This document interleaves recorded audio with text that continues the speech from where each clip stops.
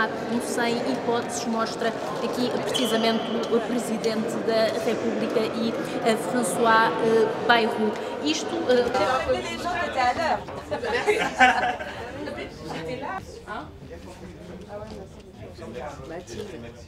Juste sur le calendrier, là, en ne sachant pas s'il y aura un autre gouvernement et en voulant toujours destituer Macron, du coup, donc, les questions écrites restent ouvertes.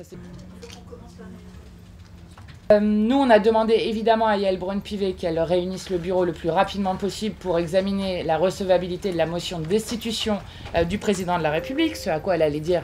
Elle nous a dit qu'elle allait regarder les signatures.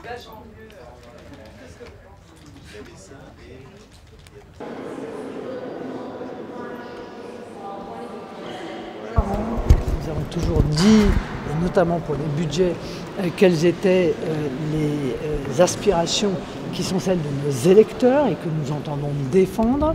Donc nous n'avons jamais été dans un état d'esprit de censure automatique. Mais il faut bien dire que manifestement les premiers ministres se suivent et se ressemblent et ne semblent pas tirer les leçons des échecs de leurs prédécesseurs, ce qui pose une certaine difficulté. S'exprimer ce matin, il n'y a pas d'éléments nouveaux. Voilà. À part vos spéculations que je ne connais pas, donc on revendique. Et c'est pas aller au-delà, donc je ne veux pas moi nourrir vos spéculations. Non, c'est pas ça, mais c'est le jour Si, j'ai bien compris. Non. Mais vous savez, je n'ai rien à retrancher, rien à ajouter à ce que j'ai dit hier. On est d'accord, mais ben voilà. La première réunion du jour d'après avec Madame Braun-Pivet. Oui, mais je vous dis, c'était une réunion très ordinaire, très cordiale, très j'allais dire administrative.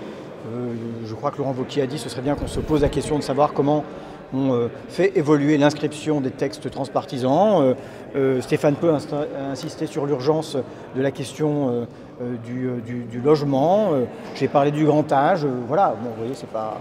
Hein, on n'a pas fait la révolution. Socialiste à Merci.